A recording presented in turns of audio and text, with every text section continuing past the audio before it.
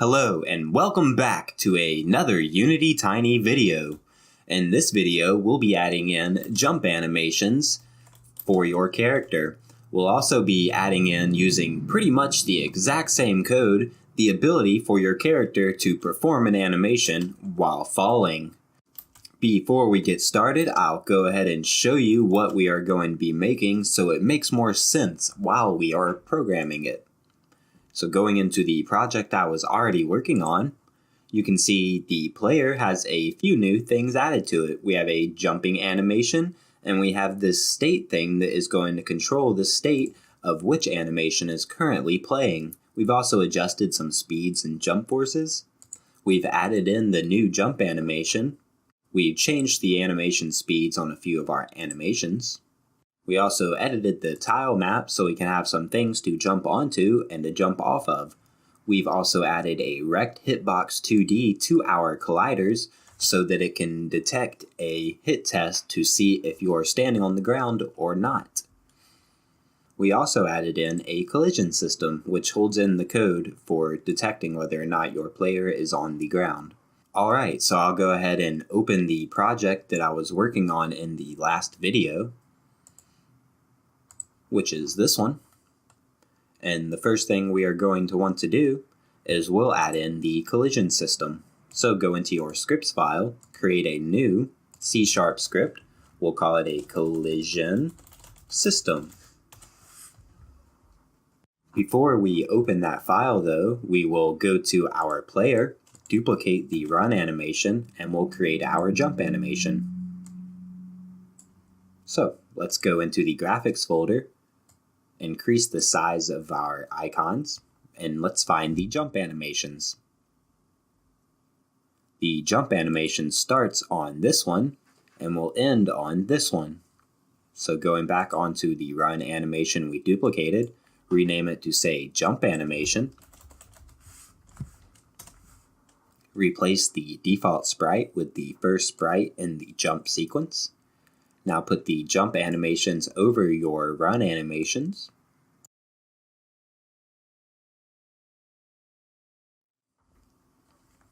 Alright, now that we have the jump animations sprites added in, let's change the frame rate to 10.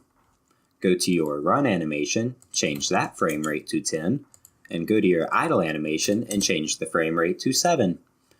Doing some playtesting while adding in the jumping code, I've determined that these speeds look a little better. We'll also change the player's speed to 6 and his jump force to 7 so he can move a little faster and jump a little higher. Now, let's make it play the jump animation when you jump. Let's go into our components, and on the animations, we'll need a jump reference for the jump animation. So go ahead and add in another entity reference, and we'll call it jump. You can go to your player, drag the jump animation into the jump area so you can have that reference through the animation component. Now we'll go ahead and create the enum for holding the states of which animation you're currently playing. We'll call this animation states. And on here, we'll add idle, run, and jump. Idle, run, and jump. Go back to your animations, add a new component, the one we just created, called animation states. We'll call this state, and let's move this to the top of the component. Now on our animation component, we can set which state is currently playing. Now if we open up our animation system, we can go ahead and start re-scripting it to work with the jump animation. The first thing we'll want to do is add the jump animation to here to make sure that the jump is disabled while your character is performing other actions.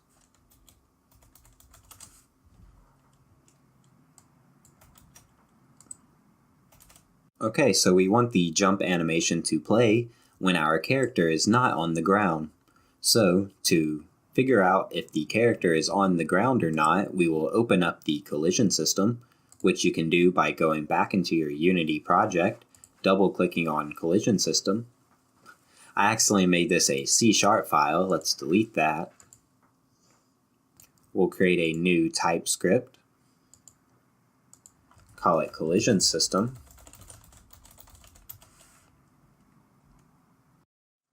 Go ahead and open that file up.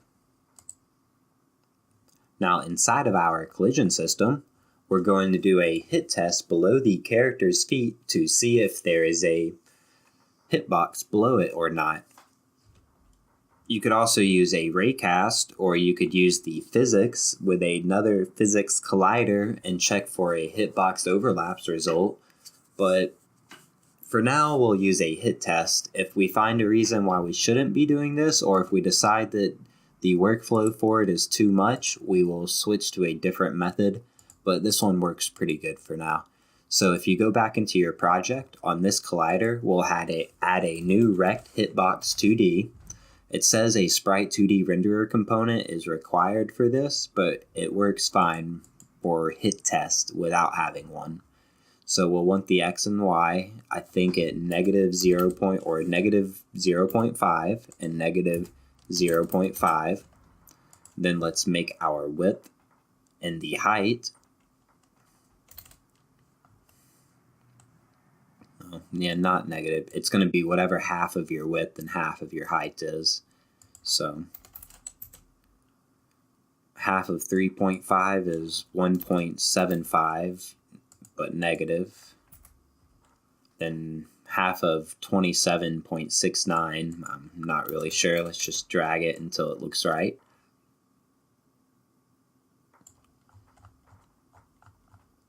Looks close enough to me. Okay, now that we have the rect hitbox 2D set up, we can go back into our collision system. And then here we'll say, for every object that has a movement component and a transform local position, we'll perform a hit test to see if it's standing on the ground or not. So this .world.forEach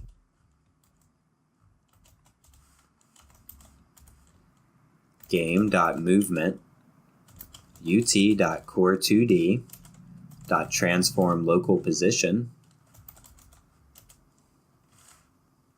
Now we'll name these movement and position.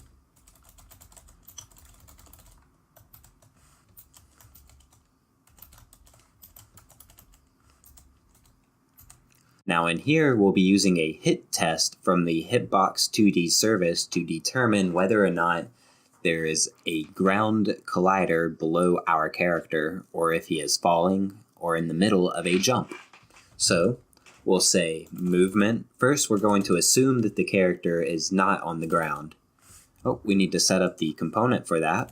So we'll go back into Unity, go to the movement component. We'll add a new field called on ground, and it'll be a Boolean.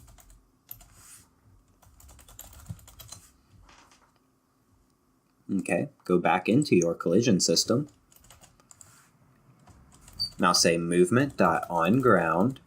If it does not show up yet, it's just because your Unity hasn't recompiled to be able to read it. So you can just go ahead and save, go back into here, and go back in, and then it should be able to detect the on ground that we added once you use the correct name.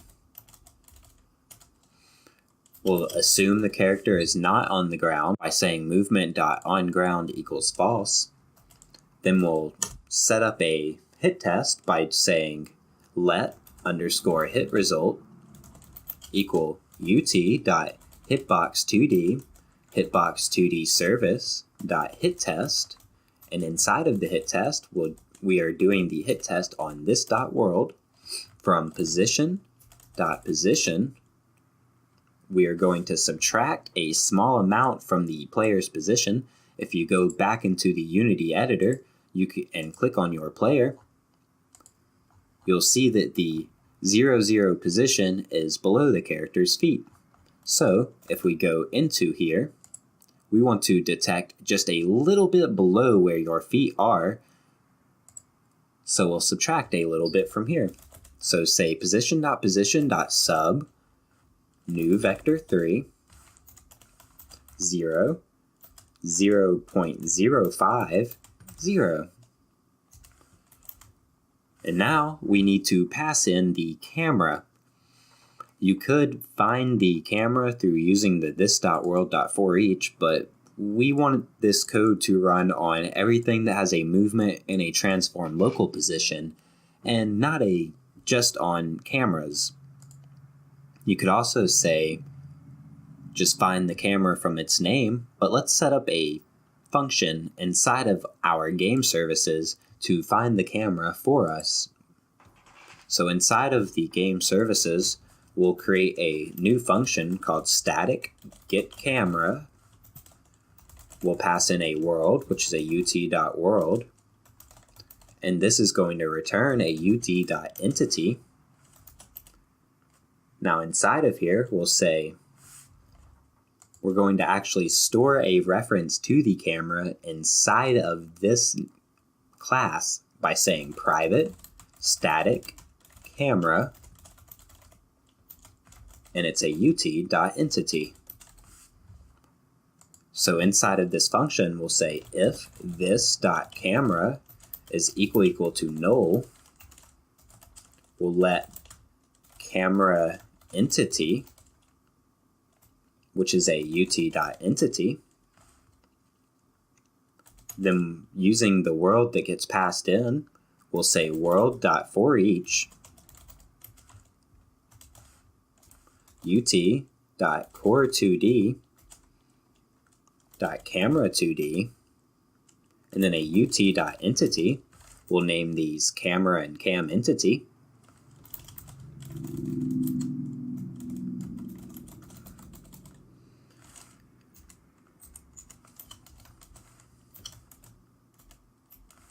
Then inside of here, we'll just store the cam entity inside of the camera.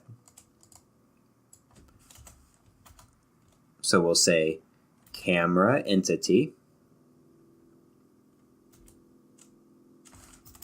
First we'll say the camera entity is a new ut.entity using the camEntity.index and camEntity.version.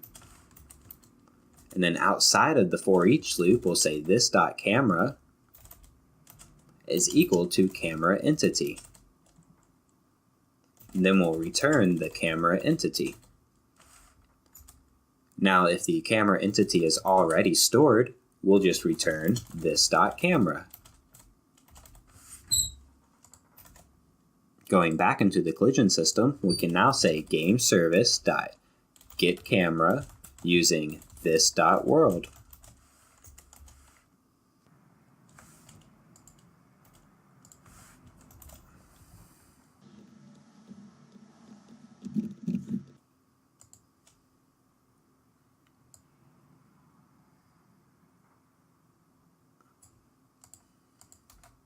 The next thing we'll want to do is say if exclamation mark underscore hit result dot entity hit dot is none.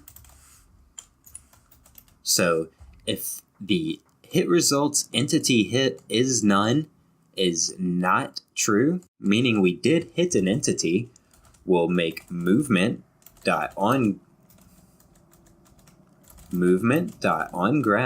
equals true, and movement.jump equals false. We also need to make some changes to our player input system so that this works how we are expecting it to. Currently, the jump is always equal to whether or not you have the spacebar pushed down, but how we are going to do it is we're going to have a fence called shouldJump that's going to be equal to true, and if shouldJump is equal to true, inside of the movement system, the jump will go off. So let's make those changes now. The first thing we'll want to do is go back into our Unity project, click on the movement component, we'll add some new fields. First, we'll change jump to jumping, and we'll add another field called should jump, which is going to be a Boolean. So should jump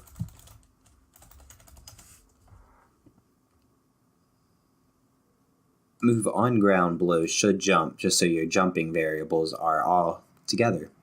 Not necessary, just better organized. Going back into our scripts files, inside of the movement system, we're going to change this. Go ahead and erase that. Now we are going to say if movement dot should jump, or my bad, this is the input system. In the input system, we're going to say if ut dot runtime dot input dot get key down ut dot core2d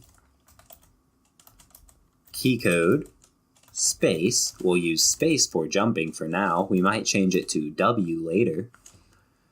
And if you push the space button, movement dot should jump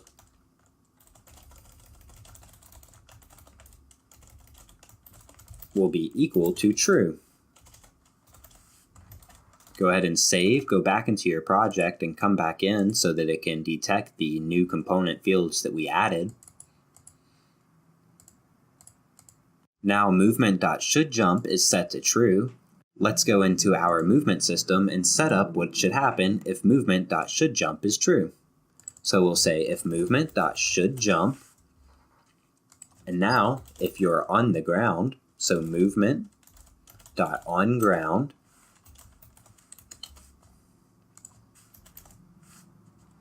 if you jump, movement.jumping will be set to true.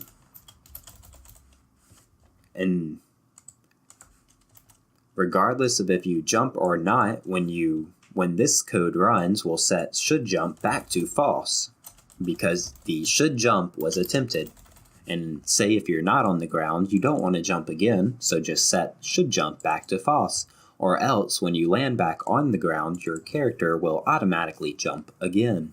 If you want that functionality in your game, feel free to add it. So we have when you push the space button, should jump is set to true. And then it says if should jump and if on ground. If on ground is from our movement collision system, which we need to change just a little bit now that we changed some components. So we'll change movement.jump to movement.jumping. So now, when you push space, should jump is true. Then the movement system checks if should jump, if on ground. Then if on ground is true if a hit result is detecting a hitbox underneath your player. If you are on the ground, the impulse is created, the impulse forces are set, the impulse is applied, and movement.jumping is set to true, and then movement.shouldJump is set to false. Now, the next thing we need to do is set the animation system up so the animation plays when you're jumping. If you remember, we added in the animation states onto the animations component, which has the idle, run, and jumping of value 0, 1, and 2. And on here, we have it set called states and animation state, and then you can have the value set between idle, run, and jump to let you know which one is currently active on your player. So let's actually add that into the code so the code is performing in the way that we assume it will based off the way that we have set up the components. So on our idle animation, we'll say if animations.state is not equal to 0, we'll be allowed to set the idle animation because we are not currently performing it. We'll say animations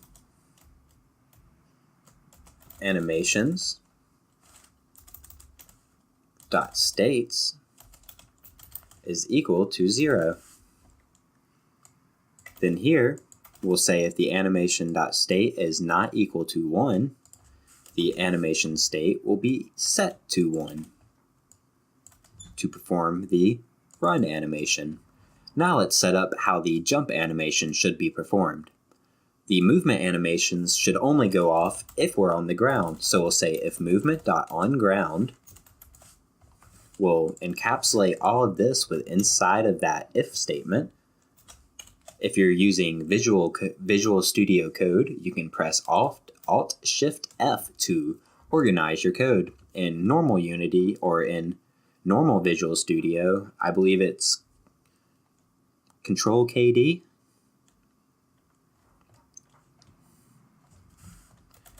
Now put an else statement onto your if on ground.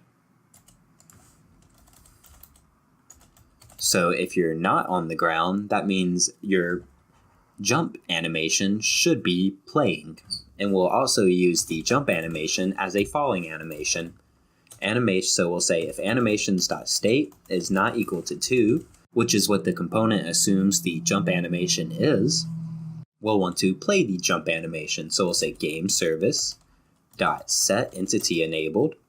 First we'll disable the run and idle, so we'll say this dot world. We can actually just go ahead and copy these three to save some time. So run should be false, idle is false, and jump should be true. Now we also want to reset the jump's animation state so that it's always playing from the beginning of the animation. To do that, we'll simply put let sequence, we'll call it sequence player, equal this dot world dot get component data using the animations dot jump. Then the component data that we want to grab is the UT's Core 2D Sprite 2D sequence player, so ut.core2d.sprite 2D sequence player.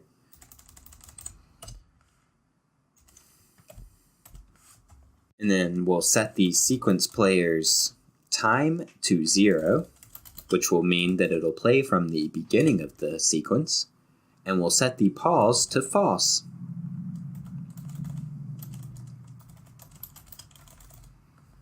This will make sure that the jump animation restarts from the beginning of the animation.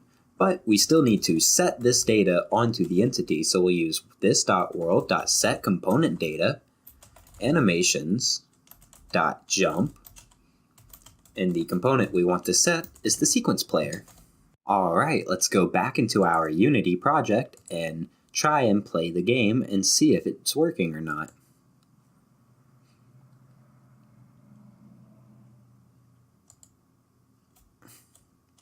I'm not sure what happened there, but you could see that it didn't exactly work correctly. We must have messed something up. Your character just always performs the jumping animation until you start to move, in which case he'll perform the correct animations, and then when you push jump, I don't even know what's going on. Let's go see what we did wrong.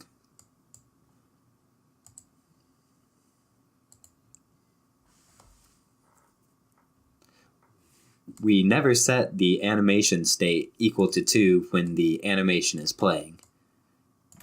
Maybe that's what's causing it to play the way it is. Let's see if that's all we forgot to do.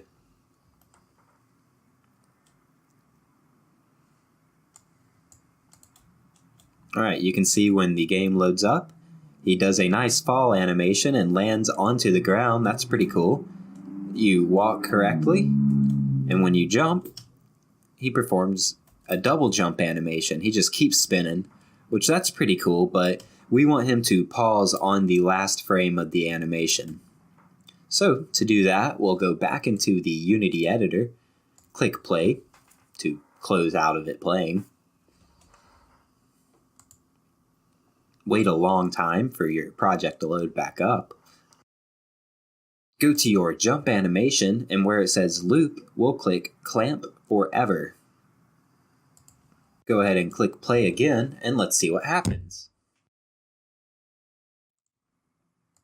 Now, when you do the jump animation, he pauses on the last frame of the animation. But I think we can do a little better than that. Let's make it make his cape shake in the wind while falling by flipping between the last 2 frames of the animation. This is completely optional. If you want to end the video here, feel free, but then you won't have a shaking wind cape thing. Let's go back into our scripts file. It's not much code, it's pretty simple. We're going to go outside of here because we want this to always play and not just play when the animation begins. So we'll say let sequence player. We can actually just copy this.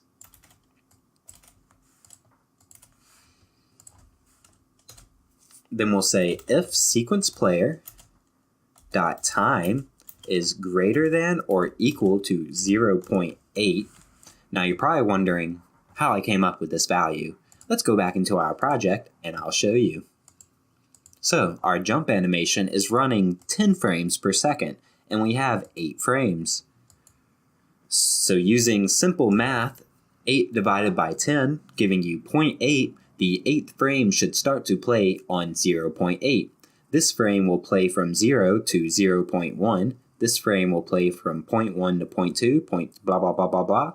So you can see 0 to 0.1, 0.1 to 0.2, 0.2 to 0.3. So going down here, we can see the last frame will play from 0.7 to 0.8, and this frame will play from 0.6 to 0.7. So at 0.8, which is the end of this frame holding for 0.1 of a second, we'll flip back to the 6th frame and it'll play this frame for 1 time and then this frame 1 time, then flip back and continue a cycle on these 2 frames. So if the sequence player.time is greater than or equal to 0.8, we'll say sequence player.time is equal to 0.6 and sequence player.paused is equal to false, just in case it paused. Then we'll set this component data. We can just copy this and paste it. Now you want to put brackets on your if statement. Then you can hit Alt-Shift-F to organize your code. Let's save this and see if this gives us the animation that we want. Go ahead and click play.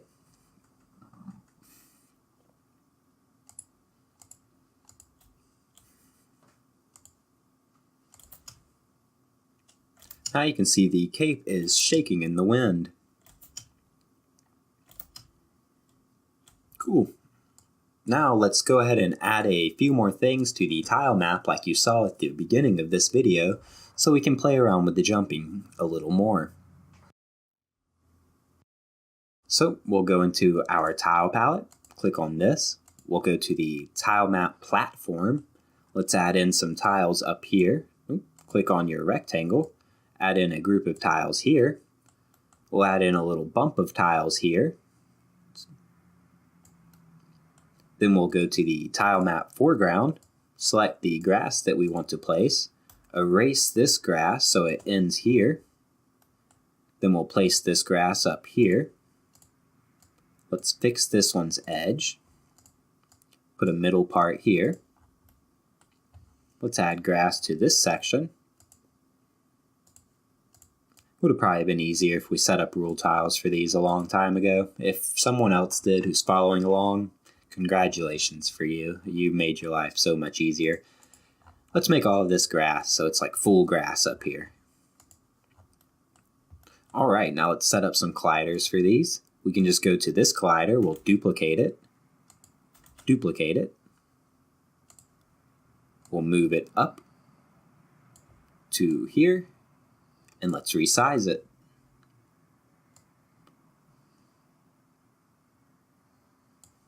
.5 looks like the correct size. Position it a little better. See what the height needs to be.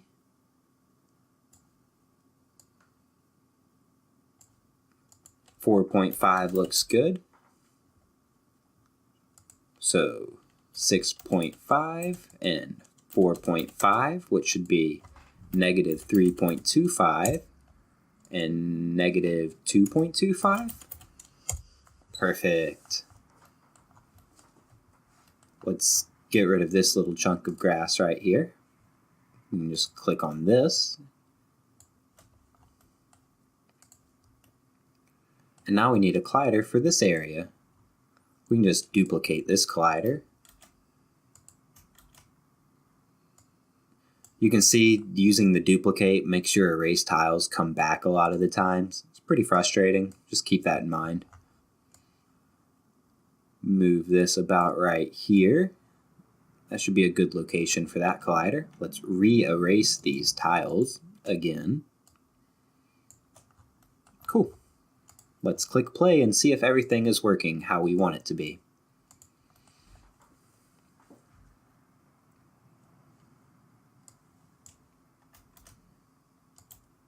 Alright, let's see if we can interact with this. Cool, we can jump on top of that. And if we hit this wall, it does not cancel our jump animation, which was the reason we did that hit test. If we would have just used the player's character physics to see if you collided with something, when you collide with a wall, it would cancel your jump even though you're just sliding down a wall. So let's do one more thing. We'll put our character up here so he starts right here so you can have a far drop off when the game begins. We haven't set up a start variable or spawning in the character or anything yet. When we do that, we'll use a bootstrap entity group for establishing everything, and we'll spawn the player in as its own entity group and the level that you're currently playing on as its own entity group. But for now, we'll just do it this way. Click play, and we'll be able to fall off this high little floating cliff area. You can jump. You can see that this has nice collision on it. And then when you jump off, you fall very far. You can also see if you refresh, if you don't jump, you'll do your jump animation and then just fall. You can see your cape shaking in the wind. Cool, I think that's everything we wanted to accomplish. I hope you enjoyed this video. I think in the next video we'll add in attack animations. And then after that we'll start using the character controller that we created to add in some AI units for us to attack. It shouldn't take too much coding. We'll just have to make an AI input system, and then we should be able to use all the same other systems for controlling him. But I hope you enjoyed this video. We finally have some nice animations going, and it's starting to look like something. We'll add in camera movement and eventually, and all the other things. And for farther down the line, for the few of you asking, we'll figure out how to build the game out and add in some type of monetization through ads or something. Until then though, have a wonderful day and stay tuned for the next video. If you're enjoying the content so far, maybe consider giving a like or a subscribe to the video. Thank you and goodbye.